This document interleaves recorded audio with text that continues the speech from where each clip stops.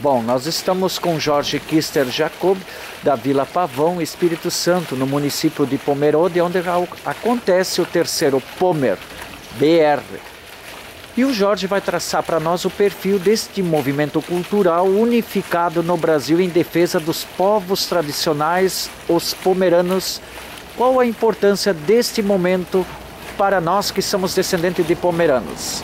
Bem, eu acredito que nós estamos numa caminhada, nós pomeranos, nós temos uma história muito curta de autodefinição, que é uma história de 30 anos, enquanto que a gente sabe que os indígenas e os negros têm uma história bem maior de resistência. É um período muito curto, 30 anos, para essa questão de autodefinição nossa. Há 30 anos atrás, quando a gente procurava uma informação sobre os pomeranos na internet, eu me lembro ainda, você jogava a palavra Pomerânia ou Pomeranos, aparecia um site, Lulu da Pomerânia. Não tinha pesquisa, não tinha praticamente nada. Quando você entrava numa biblioteca de São Leopoldo, do Hamburgo, ou de qualquer parte do Brasil, você não encontrava, ou procurava enciclopédia sobre a Pomerânia, você não encontrava praticamente nada.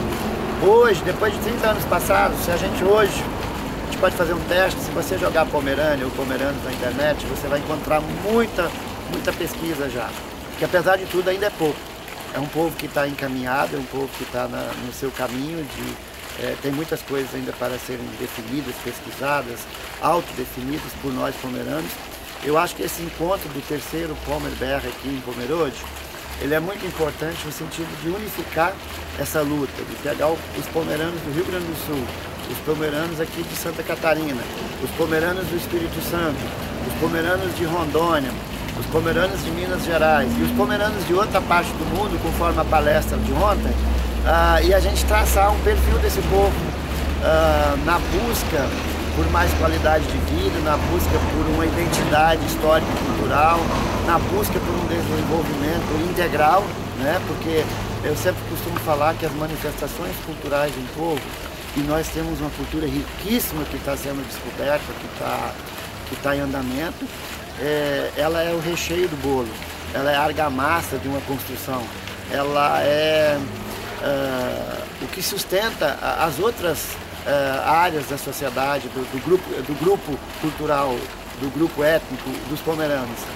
Um povo sem cultura é um povo triste, é um povo sem perspectiva, é um povo que não valoriza muito o passado, não valoriza muito talvez bastante seu presente, mas não tem muita perspectiva. E a cultura nos dá essa perspectiva de aproveitar do passado aquilo de bom que os nossos antepassados nos deixaram, trabalhar isso no presente, ter um futuro, sonhar com um futuro melhor.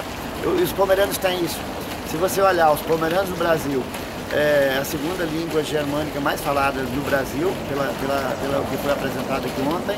Se você olhar, pesquisar, nós temos uma culinária típica, nós temos uma arquitetura, nós temos literatura, nós temos dança, nós temos música, nós temos N tradições que fazem parte, que um povo no Brasil pode fazer parte do seu desenvolvimento, pode fazer parte das suas políticas culturais, econômicas da sua cidade. Então, se as autoridades investirem nesses municípios onde nós temos uma maioria pomerana, se eles forem muito criativos, com pouca criatividade, eles conseguem desenvolver políticas com um perfil próprio. E para nós, os pomeranos, isso é muito importante, porque cultura também gera renda, cultura gera desenvolvimento, cultura gera autoestima. É um conjunto de coisas que você começa a explicar, você navega pelas explicações e encontra várias formas de transformar isso em projeto, várias formas de buscar recursos do governo federal, do governo municipal, do governo estadual, de empresas que querem investir nesse resgate, porque elas também são indiretamente ou diretamente beneficiadas.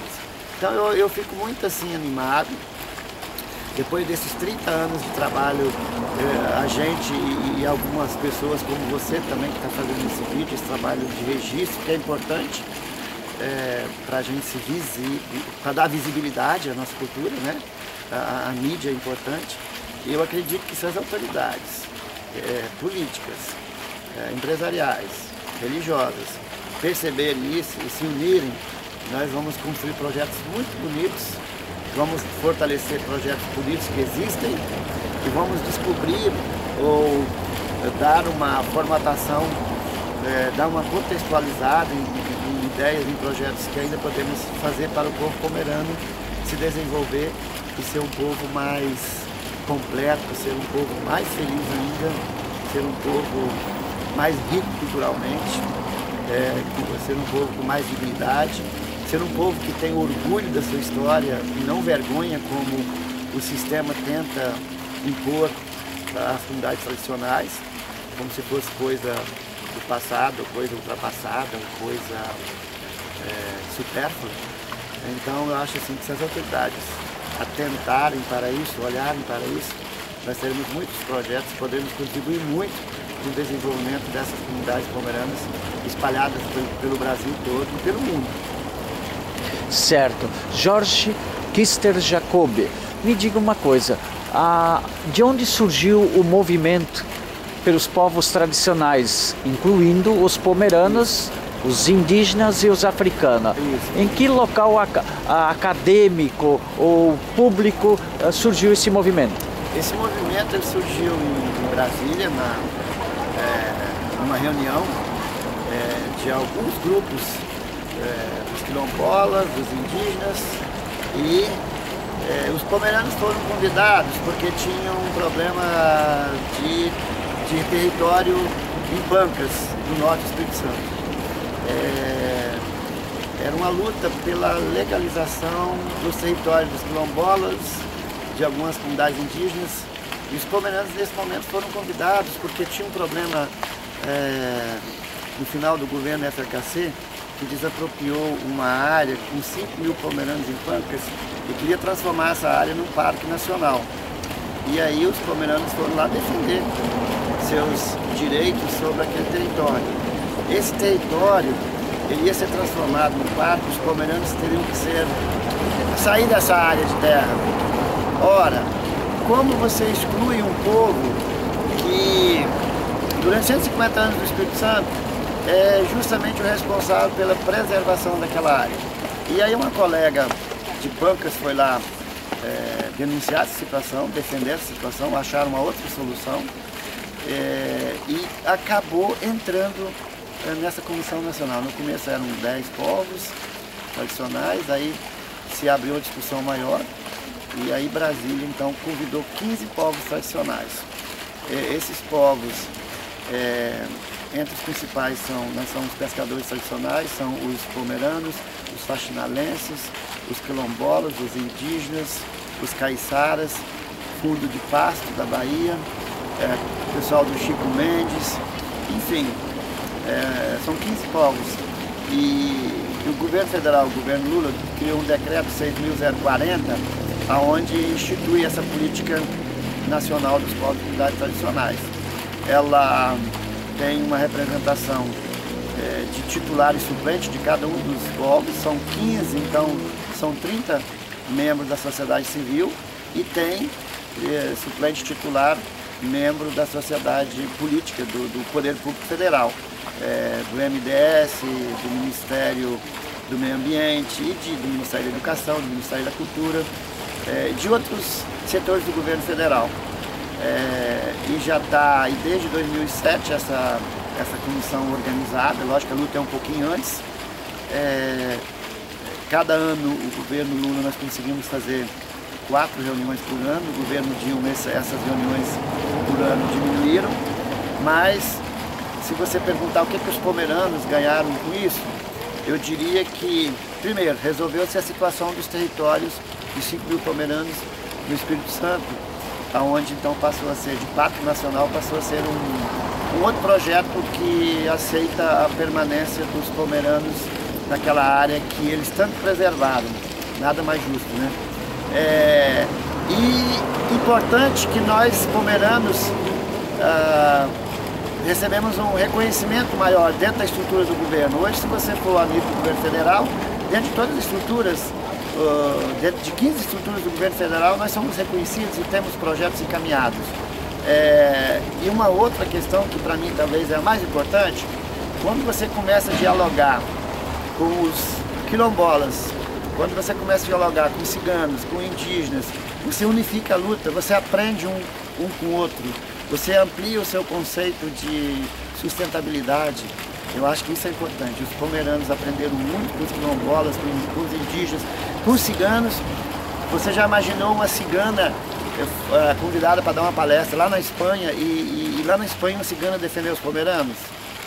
Isso é de suma importância. Então, eu acho que o mais importante dessa Comissão Nacional está justamente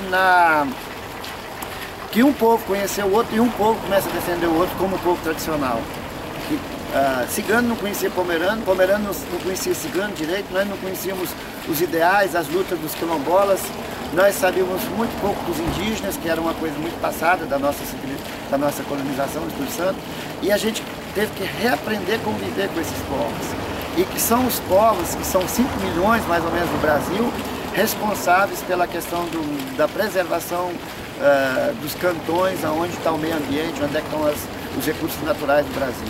São esses povos que preservam esses recantos deste país, que prestam um trabalho cultural, tradicional, ecológico para a nação.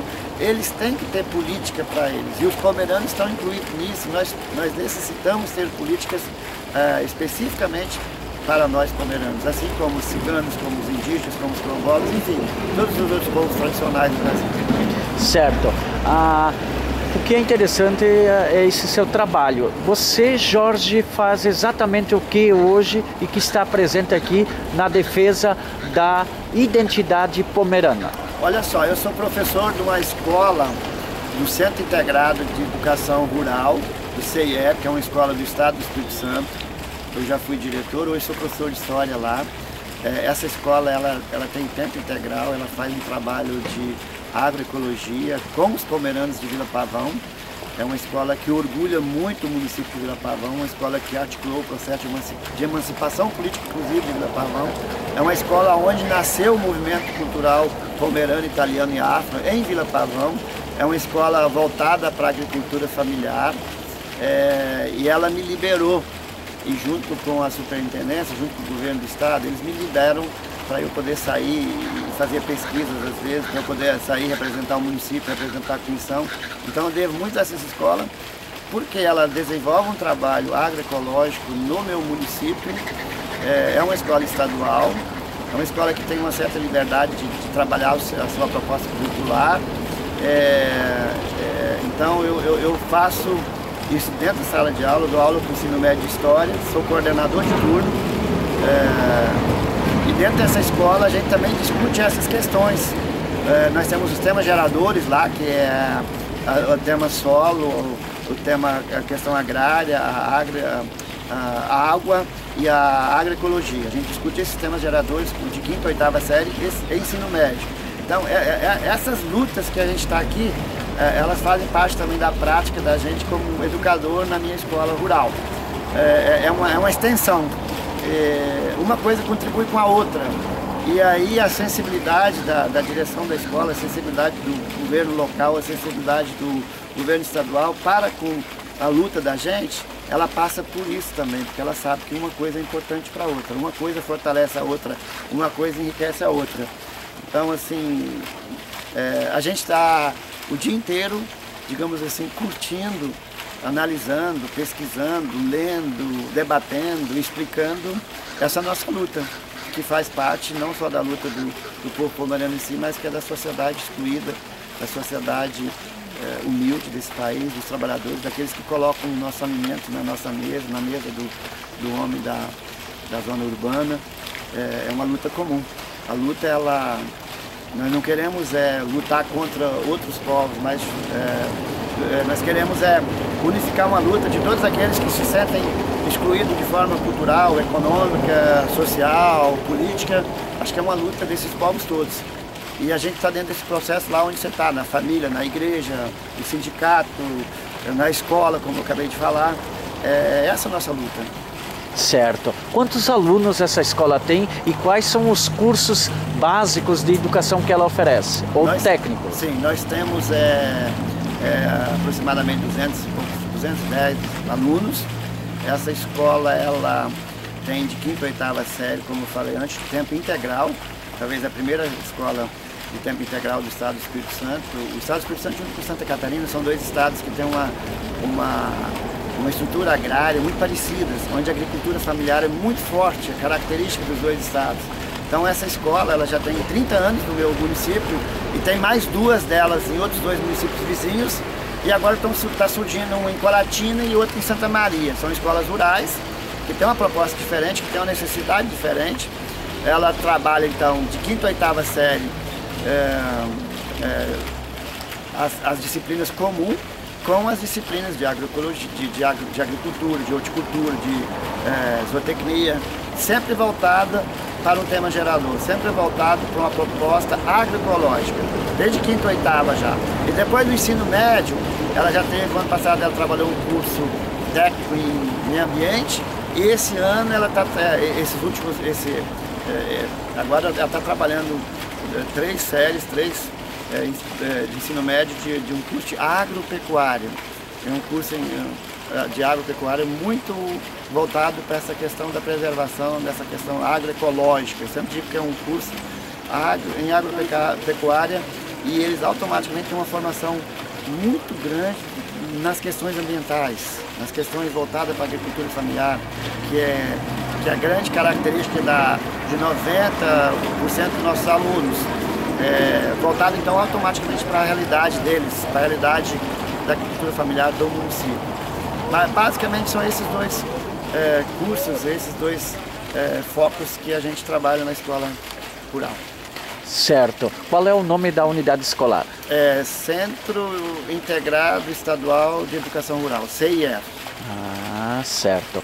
Muito bem, então a gente agradece a contribuição e a releitura sobre o trabalho público que vem realizando e difundindo e que tem como a questão que permeia os povos tradicionais, entre eles os pomeranos. Obrigado. Muito obrigado pela oportunidade e você também, com o seu trabalho que você vem fazendo aí, você é uma peça importante, com certeza você já é o sujeito da nossa história. E esse trabalho seu vai ser muito importante de registro para outras pessoas poderem pesquisar. Obrigado.